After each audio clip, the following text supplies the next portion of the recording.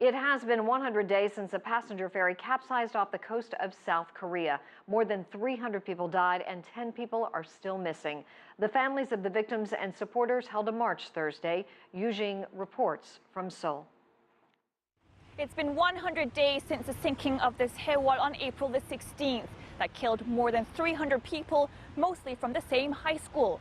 It was the country's worst maritime disaster in 20 years. I'm standing outside the National Assembly in Seoul, where the victims' families continue on their march for the second consecutive day.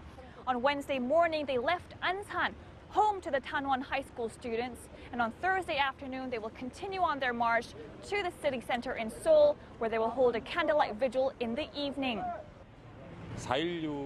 We're marching because we hope something like this will never happen in South Korea after April 16th.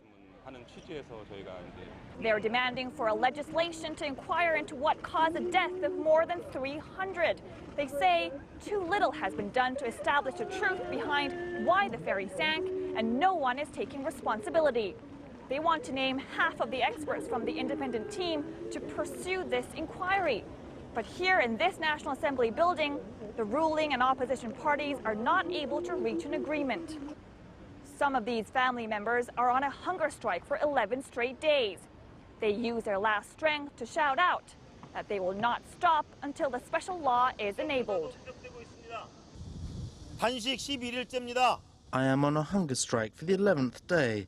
There's no deadline. You keep asking, but we will not stop until a proper special law is enacted and we find out who is responsible.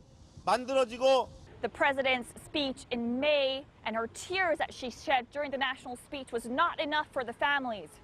They don't want financial compensation, they say, but they want the government to get down to the truth of this and to punish those responsible. Yu-Jean Jung for CCTV, Seoul.